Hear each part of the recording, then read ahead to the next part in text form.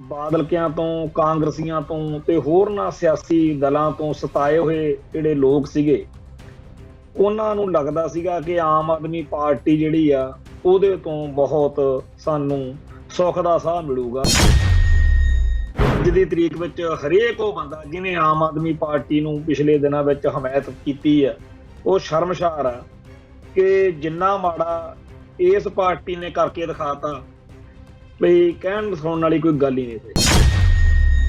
ਅੱਜ ਸ਼ਾਇਦ ਹੀ ਕੋਈ ਬਚਿਆ ਹੋਵੇ ਜਿਸ ਬੰਦੇ ਨੇ ਪਿਛਲੇ ਦਿਨਾਂ 'ਚ ਇਤਰਾਜ਼ ਪ੍ਰਗਟਾਇਆ ਹੋਵੇ। ਸਾਰੇ ਹੀ ਮੰਨਦੇ ਆ ਕਿ ਜਿਹੋ ਜਿਹਾ ਮਾਹੌਲ, ਜਿਹੋ ਜਿਹੀ ਦਹਿਸ਼ਤ ਬਿਆੰਤੇ ਬੁੱਚੜ ਦੇ ਰਾਜ ਵਿੱਚ ਪਾਈ ਗਈ ਸੀ ਸਿੱਖਾਂ 'ਚ, ਉਹੋ ਜਿਹਾ ਹੀ ਸਾਰਾ ਕੁਝ ਇਸ ਵੇਲੇ ਇਹ ਭਗਵੰਤ ਮਾਨ ਦੀ ਸਰਕਾਰ ਆ ਜਿਹੜੀ ਉਹਨੇ ਕਰਕੇ ਦਿਖਾਤਾ।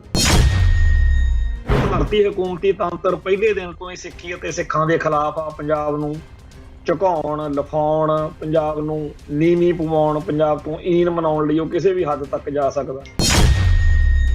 ਸਿੱਖੀ ਅਤੇ ਸਿੱਖਾਂ ਨੂੰ ਬਦਨਾਮ ਕਰਨ ਲਈ ਤੇ ਸਿੱਖਾਂ ਦਾ ਜਿਹੜਾ ਨੈਰੇਟਿਵ ਆ ਉਹਨੂੰ ਤੋੜ ਕੇ ਉਹਦੀ ਥਾਂ ਤੇ ਭਾਰਤੀ ਹਕੂਮਤੀ ਤੰਤਰ ਵਾਲਾ ਨੈਰੇਟਿਵ ਸਿੱਖਾਂ ਦੇ ਸਿਰ ਮੜਨ ਲਈ ਜੋ ਕੁਝ ਕੀਤਾ ਜਾ ਰਿਹਾ। ਇੱਥੇ ਇੰਟਰਨੈਟ ਬੰਦ ਕਰ ਦਿੱਤਾ ਗਿਆ। ਇੰਟਰਨੈਟ ਬੰਦ ਕਰਕੇ ਫਿਰ ਸਰਕਾਰ ਨੇ ਇਹ ਚਾਹਿਆ ਕਿ ਸਾਡੇ ਵਾਲੀ ਜਿਹੜੀ ਗੱਲ ਆ ਉਹਨੂੰ ਸਾਰੀ ਦੁਨੀਆ ਸੱਚ ਮੰਨੇ। ਮੀਡੀਆ ਦੀ ਆਜ਼ਾਦੀ ਜਾਂ ਲੋਕਾਂ ਦੇ ਬੋਲਣ ਦੀ ਆਜ਼ਾਦੀ, ਵਿਚਾਰ ਪੇਸ਼ ਕਰਨ ਦੀ ਆਜ਼ਾਦੀ, ਸਭ ਕੁਝ ਇਸ ਮੌਕੇ ਖਤਮ।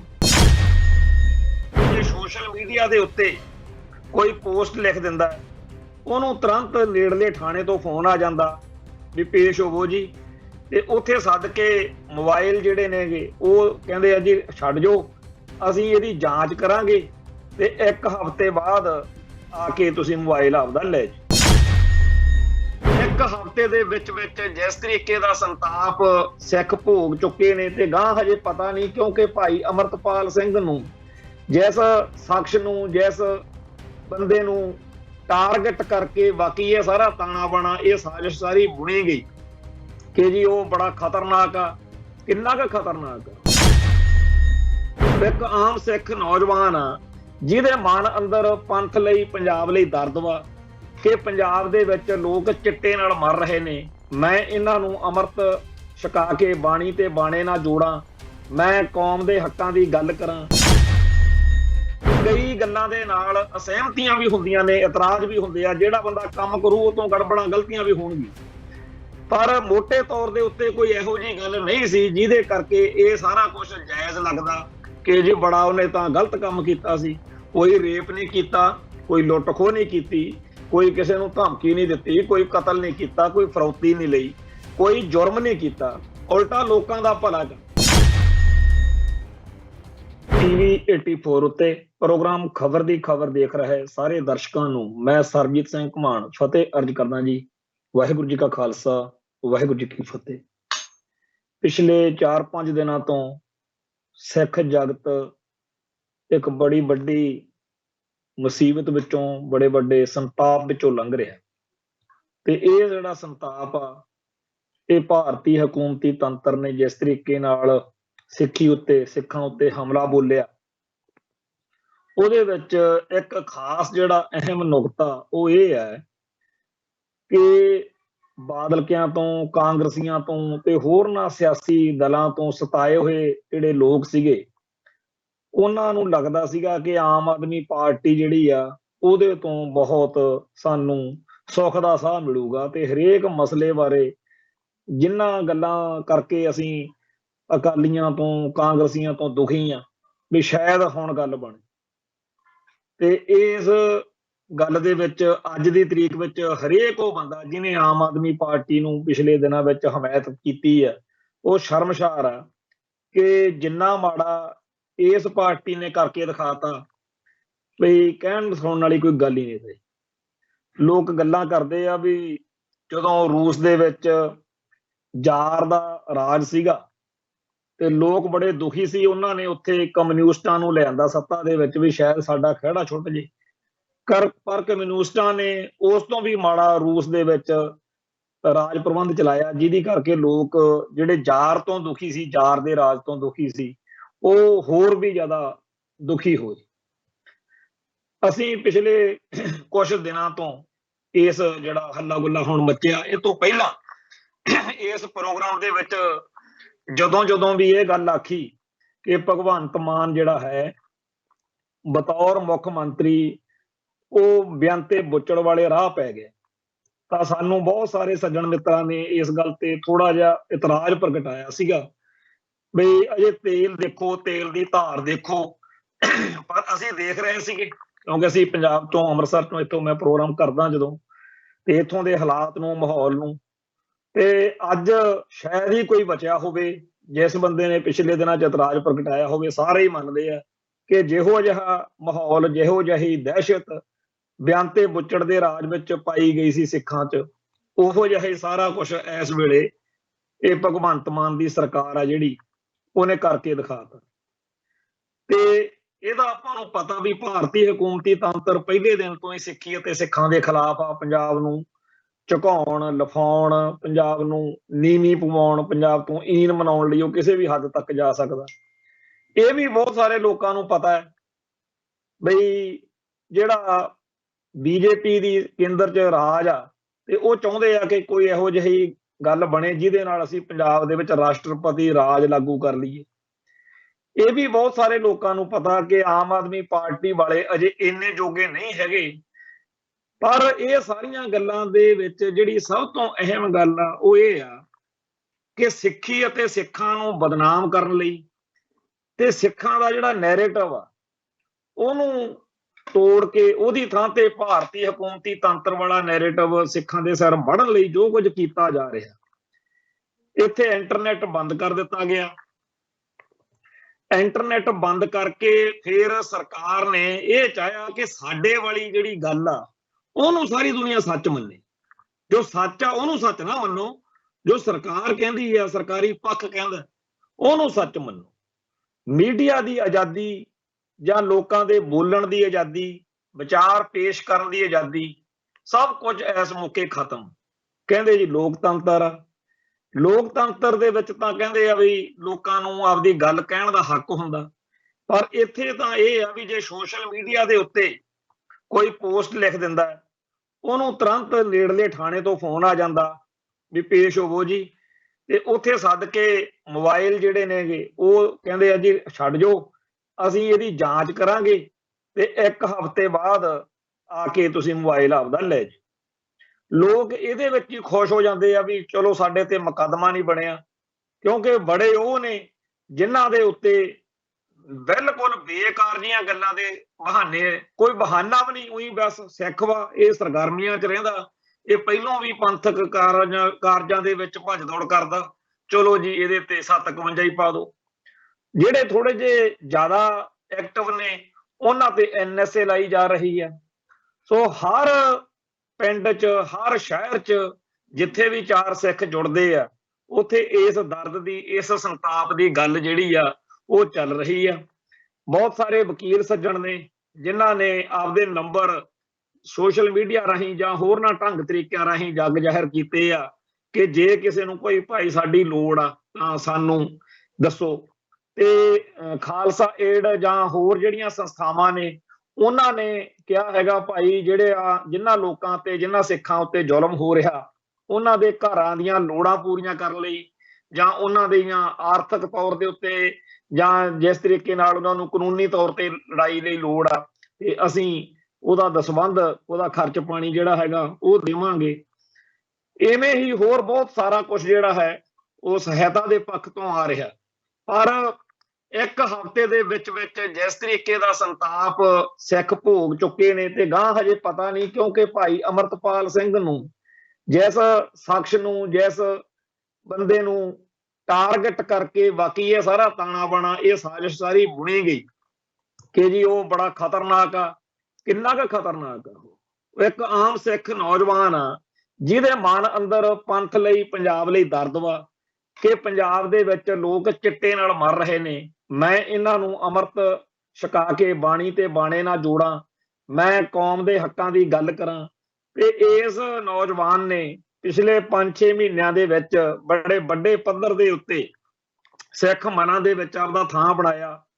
ਕਈ ਗੱਲਾਂ ਦੇ ਨਾਲ ਅਸਹਿਮਤੀਆਂ ਵੀ ਹੁੰਦੀਆਂ ਨੇ, ਇਤਰਾਜ਼ ਵੀ ਹੁੰਦੇ ਆ। ਜਿਹੜਾ ਬੰਦਾ ਕੰਮ ਕਰੂ ਉਹ ਤੋਂ ਗੜਬੜਾਂ ਗਲਤੀਆਂ ਵੀ ਹੋਣਗੀਆਂ, ਪਰ ਮੋਟੇ ਤੌਰ ਦੇ ਉੱਤੇ ਕੋਈ ਇਹੋ ਜਿਹੀ ਗੱਲ ਨਹੀਂ ਸੀ ਜਿਹਦੇ ਕਰਕੇ ਇਹ ਸਾਰਾ ਕੁਝ ਜਾਇਜ਼ ਲੱਗਦਾ ਕਿ ਜੀ ਬੜਾ ਉਹਨੇ ਤਾਂ ਗਲਤ ਕੰਮ ਕੀਤਾ ਸੀ।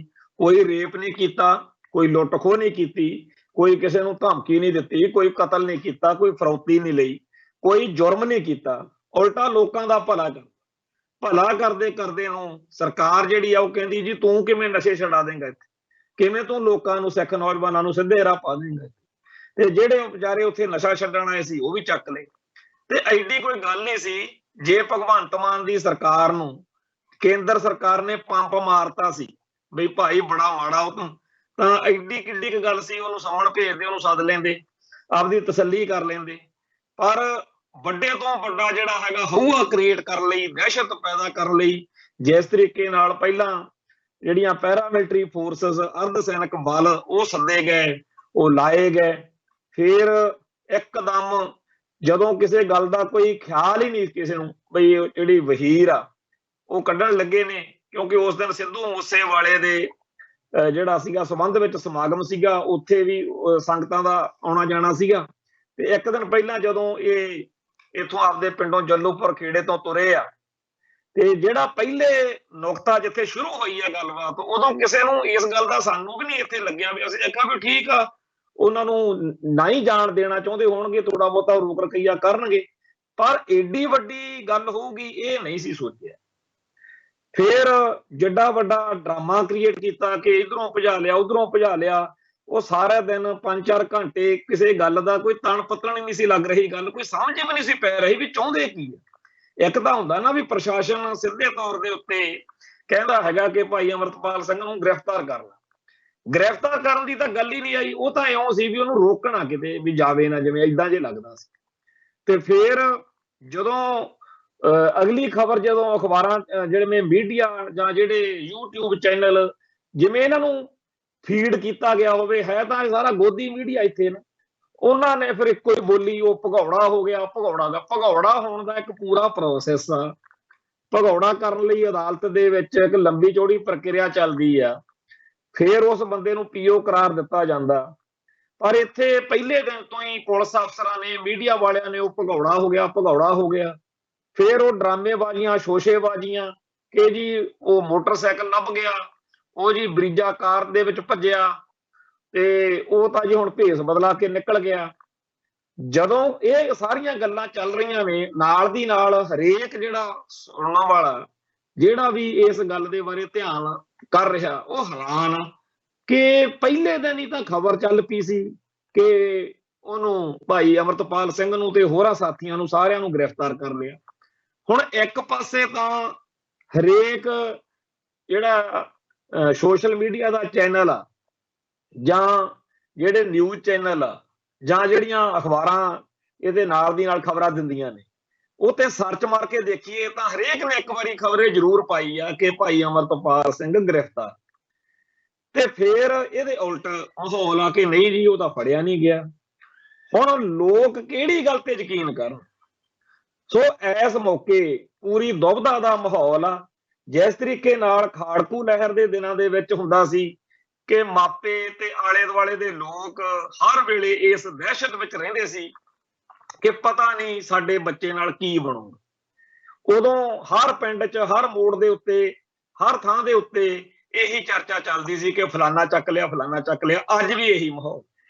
ਦੂਜਾ ਇਹ ਸੀ ਵੀ ਜਿਹੜੇ ਫੜੇ ਹੁੰਦੇ ਸੀ ਉਹਨਾਂ ਦੇ ਬਾਰੇ ਕੋਈ ਯਕੀਨ ਨਹੀਂ ਸੀ ਕੀਤਾ ਜਾ ਸਕਦਾ ਹੁੰਦਾ ਕਿ ਉਹ ਛੇਤੀ ਘਰ ਆ ਜਾਣਗੇ ਜਾਂ ਉਹ ਜਿਉਂਦੇ ਵੀ ਹੋਣਗੇ।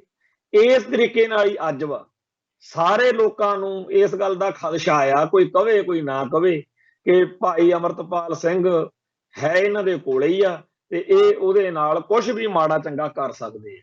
ਖਾੜਕੂ ਲਹਿਰ ਦੇ ਦਿਨਾਂ ਦੇ ਵਿੱਚ ਇਹ ਕਹਾਣੀਆਂ ਆਮ ਸੀਗੀਆਂ ਕਿ ਜਦੋਂ ਕੋਈ ਫੜਿਆ ਜਾਂਦਾ ਸੀ ਉਹਦੀ ਉਹ ਖਬਰ ਅਖਬਾਰਾਂ 'ਚ ਲਵਾ ਦਿੰਦੇ ਸੀਗੇ ਕਿ ਉਹ ਤਾਂ ਜੀ ਮੁਕਾਬਲੇ 'ਚ ਮਾਰਿਆ ਗਿਆ ਜਾਂ ਉਹ ਭੱਜ ਗਿਆ ਹਿਰਾਸਤ ਵਿੱਚੋਂ।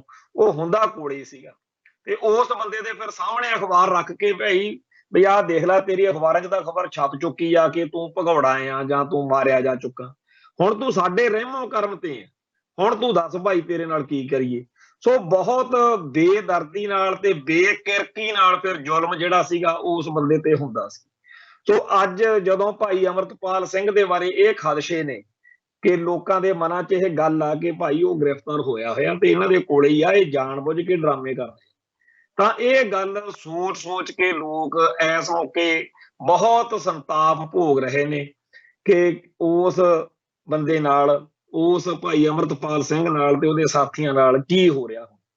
ਦੂਜੇ ਪਾਸੇ ਐਨਐਸਏ ਲੱਗਣ ਦੀਆਂ ਗੱਲਾਂ, ਐਨਐਸਏ ਇੱਕ ਇਹੋ ਜਿਹਾ ਕਾਲਾ ਕਾਨੂੰਨ ਆ ਜਿਹੜਾ ਜਿਸ ਵੀ ਬੰਦੇ ਨੂੰ ਫੜ ਕੇ ਉਹਨੂੰ ਕਿਸੇ ਬੜਾ ਜ਼ਿਆਦਾ ਉਹਦੀ ਜਾਂਚ ਜਾਂ ਰਿਮਾਂਡ ਦੀ ਲੋੜ ਨਹੀਂ, ਬਸ ਕਾਗਜ਼ ਬਣਾ ਕੇ ਉਹਨੂੰ ਭੇਜ ਦੋ ਜੇਲ੍ਹ, 3 ਮਹੀਨੇ ਬਾਅਦ ਉਹਨੂੰ ਪੁੱਛਦੇ ਆ ਵੀ ਮਾੜਾ ਮੋਟਾ ਫਾਰਮੈਲਿਟੀ ਕਰਦੇ ਆ ਤੇ ਉਹ ਸਰਕਾਰ ਦੀ ਮਰਜ਼ੀ ਆ ਕਿ ਜੀ ਇਹ ਤਾਂ ਬੜਾ ਖਤਰਨਾਕ ਆ, ਇਹ ਤੋਂ ਮਾਹੌਲ ਖਰਾਬ ਹੋਣ ਦਾ ਖਤਰਾ, ਇਹ ਤਾਂ ਜੀ ਇੱਥੇ ਆਹ ਕਰ ਦੂ ਉਹ ਕਰ ਦੂ, ਆਪਦੇ ਕੋਲੇ ਰਿਪੋਰਟਾਂ ਬਣਾ ਕੇ ਭੇਜਣੀਆਂ ਨੇ ਤੇ ਉਹਦੇ ਸਿਰ ਦੇ ਉੱਤੇ ਅਗਲੇ ਨੂੰ 1 ਸਾਲ ਬੜੀ ਮੌਜ ਨਾਲ ਜਿਹੜਾ ਹੈਗਾ ਜੇਲ੍ਹ 'ਚ ਸਲਾਖਾਂ ਪਿੱਛੇ ਰੱਖਿਆ ਜਾ ਸਕਦਾ।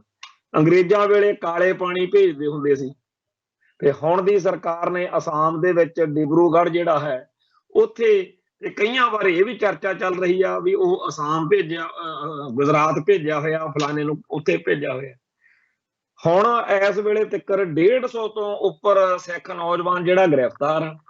ਘੱਟੋ ਘੱਟ ਇਸ ਵੇਲੇ 3000 ਬੰਦੇ ਨੂੰ ਅੱਡ-ਅੱਡ ਥਾਣਿਆਂ ਦੇ ਵਿੱਚ ਜਾਂ CIA ਸਟਾਫਾਂ ਦੇ ਵਿੱਚ ਜਾਂ SSP ਦਫ਼ਤਰਾਂ ਦੇ ਵਿੱਚ ਸੱਦਾ ਪੱਤਰ ਆਇਆ ਹੋਇਆ ਵੀ ਆਓ ਭਾਈ ਇੱਥੇ ਆਪਦੇ ਪਰਿਵਾਰ ਨਾਲ। ਕਈਆਂ ਦੇ ਘਰਾਂ 'ਚ ਪੁਲਿਸ ਪਾਰਟੀ ਜਾ ਚੁੱਕੀ ਆ, ਕਈਆਂ ਨੂੰ ਖਦਸ਼ਾ, ਤੇ ਇਸ ਵੇਲੇ ਬਹੁਤ ਸਾਰੇ ਨੌਜਵਾਨ ਆਪੋ ਆਪਣੇ ਘਰ ਪਰਿਵਾਰ ਛੱਡ ਕੇ ਇੱਧਰ ਉੱਧਰ ਲੁਕੇ ਹੋਏ ਨੇ ਵੀ ਕਿਸੇ ਮਾੜੀ ਚੰਗੀ ਗੱਲ 'ਚ ਨਾ ਫਸਾ ਦੇਣ। ਤੋਂ ਅੱਜ ਸਵੇਰ ਤੋਂ ਜਦੋਂ ਤੋਂ ਅਸੀਂ ਉੱਠੇ ਆ, ਬਹੁਤ ਵੱਡੀ ਗਿਣਤੀ ਵਿੱਚ ਇਹੋ ਜਿਹੀਆਂ ਗੱਲਾਂ ਬਾਤਾਂ ਸੁਣਨ ਨੂੰ ਮਿਲੀਆਂ ਨੇ ਤੇ ਖੁਦ ਮੈਨੂੰ ਵੀ ਸਾਡੇ ਅੰਮ੍ਰਿਤਸਰ ਤੋਂ ਜਿਹੜਾ DCP ਭੰਡਾਲ ਆ ਉਹਦਾ ਫੋਨ ਆ ਚੁੱਕਿਆ ਵੀ ਪੇਸ਼ ਹੋਵੋ ਜੀ, ਜੇ ਕਰੋ ਉਹ ਕਰੋ। ਖੈਰ ਇਹ ਜਿਹੜਾ ਸਾਰਾ ਮਾਹੌਲ ਬਣਿਆ ਹੋਇਆ ਇਹਦੇ ਵਿੱਚ ਮੀਡੀਆ ਦੇ ਆਪਦੇ ਹਿੱਤ ਨੇ, ਪੁਲਿਸ ਦੇ ਆਪਦੇ ਹਿੱਤ ਨੇ ਤੇ ਸਿਆਸਤਦਾਨਾਂ ਦੇ ਆਪਦੇ ਹਿੱਤ ਨੇ। ਭੋਗ ਪੰਜਾਬ ਰਿਹਾ, ਭੋਗ ਪੰਥ ਰਿਹਾ, ਸਾਰਾ ਸੰਤਾਪ ਜਿਹੜਾ ਹੈ ਉਹ ਜਿਹੜਾ ਇਸ ਮੌਕੇ ਝੱਲ ਰਿਹਾ ਵਰਗ ਵਾ ਉਹ ਸਿੱਖ ਸਮਾਜ ਆ।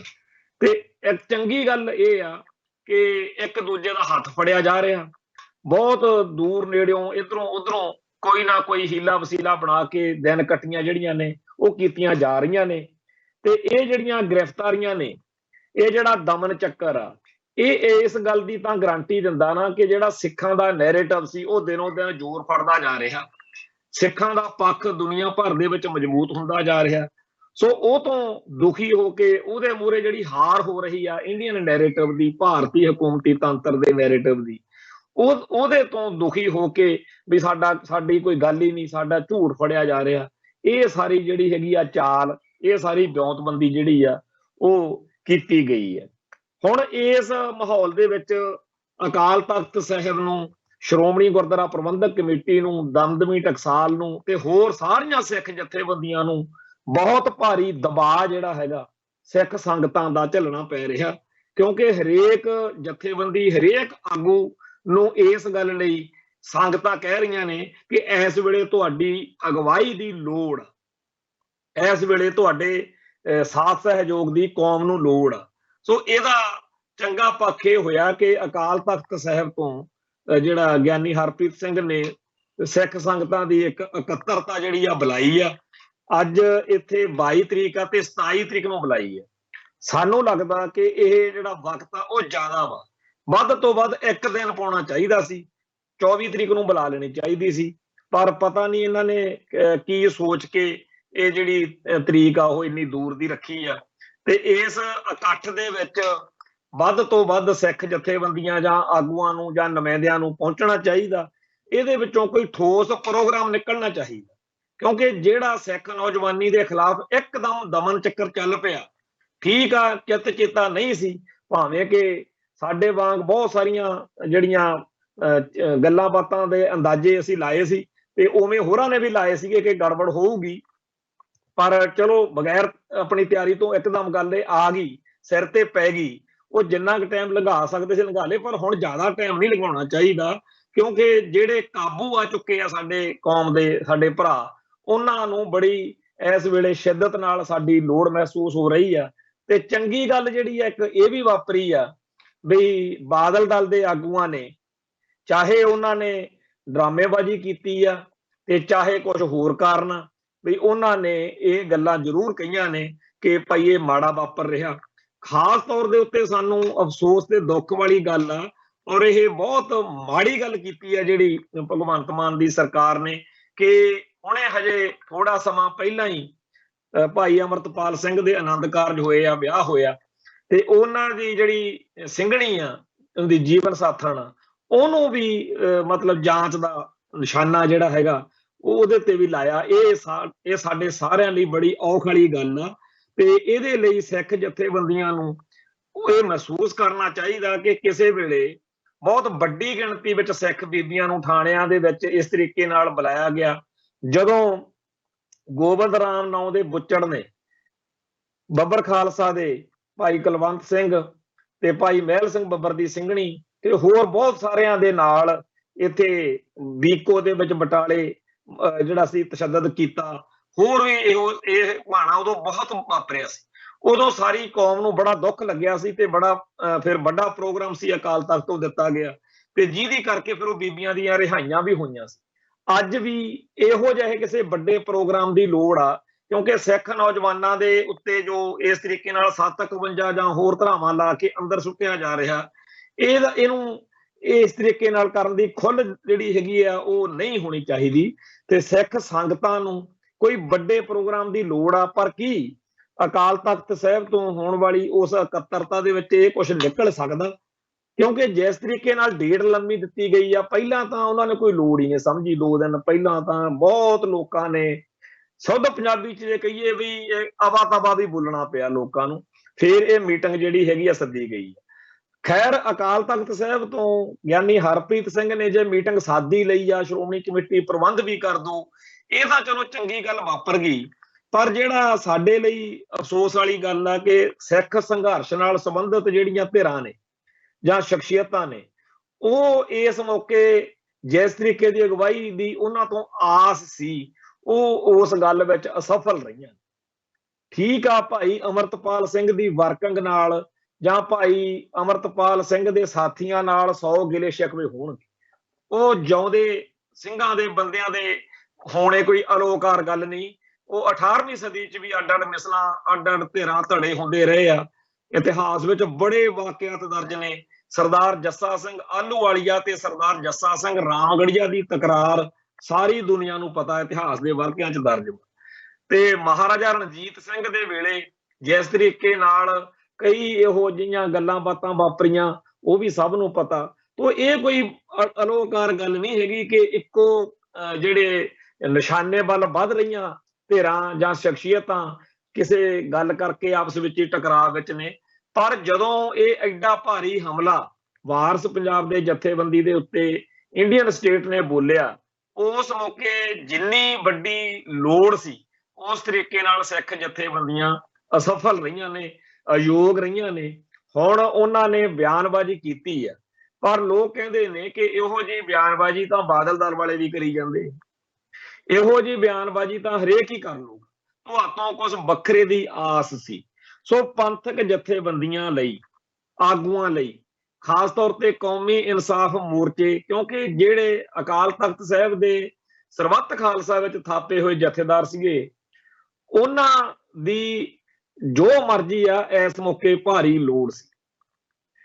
ਭਾਈ ਜਗਤਾਰ ਸਿੰਘ ਹਵਾਰਾ ਜੇਲ੍ਹ ਚ ਨੇ, ਪਰ ਉਹਨਾਂ ਦੇ ਪਿਤਾ ਜਿਹੜੇ ਬਾਪੂ ਗੁਰਚਰਨ ਸਿੰਘ ਆ, ਉਹਨਾਂ ਨੂੰ ਮੁਖਾਤਬ ਹੋ ਕੇ ਕੌਮੀ ਇਨਸਾਫ ਮੋਰਚੇ ਦੀ ਸਟੇਜ ਤੋਂ, ਉੱਤੋਂ ਪਲੇਟਫਾਰਮ ਤੋਂ ਵੀ ਇਹ ਇਤਰਾਜ਼ ਜਿਹੜੇ ਨੇ ਕੀਤੇ ਗਏ ਆ ਕਿ ਭਾਈ ਜਗਤਾਰ ਸਿੰਘ ਹਵਾਰਾ ਨੂੰ ਜਾਂ ਸਰਬੱਤ ਖਾਲਸਾ ਵਿੱਚ ਥਾਪੇ ਹੋਏ ਜਥੇਦਾਰ ਸਾਹਿਬਾਨ ਨੂੰ ਆਪਦਾ ਰੋਲ ਪਲੇ ਕਰਨਾ ਚਾਹੀਦਾ। ਸੋ ਲੋਕਾਂ ਨੂੰ ਫੇਰ ਇੱਕ ਵਾਰੀ ਚੱਬੇ ਵਾਲੇ ਸਰਬੱਤ ਖਾਲਸਾ ਵਿੱਚ ਥਾਪੇ ਹੋਏ ਜਥੇਦਾਰਾਂ ਦੀ ਬਜਾਏ ਸੰਗਤਾਂ ਨੂੰ ਕਿੱਧਰ ਨੂੰ ਆਉਣਾ ਪੈ ਗਿਆ? ਬਾਦਲ ਧਿਰ ਵੱਲੋਂ ਥਾਪੇ ਹੋਏ ਗਿਆਨੀ ਹਰਪ੍ਰੀਤ ਸਿੰਘ, ਜਿਹੜੇ ਕਿ ਕਾਰਜਕਾਰੀ ਜਥੇਦਾਰ। ਹੁਣ ਇਸ ਗੱਲ ਦੇ ਉੱਤੇ ਕੱਲ ਨੂੰ ਆਪਾਂ ਇਤਰਾਜ਼ ਕਰੀਏ ਕਿ ਜੀ ਸੰਗਤਾਂ ਫੇਰ ਉਧਰ ਨੂੰ ਚਲੇ ਗਈਆਂ, ਤਾਂ ਇਹ ਫਿਰ ਗੱਲ ਆਪਣੇ ਲਈ ਗਲਤ ਆ। ਜਦੋਂ ਆਪਾਂ ਕਰਨਾ ਨਹੀਂ ਸਹੀ ਜੋ ਜ਼ਿੰਮੇਵਾਰੀ ਨਹੀਂ ਨਿਭਾਉਣੀ ਤੇ ਦੂਜੇ ਪਾਸੇ ਨੂੰ ਆਪਾਂ ਜਾਣ ਤੋਂ ਸੰਗਤਾਂ ਨੂੰ ਫਿਰ ਕਿਹੜੇ ਹਿਸਾਬ ਨਾਲ ਕਹੀਏ।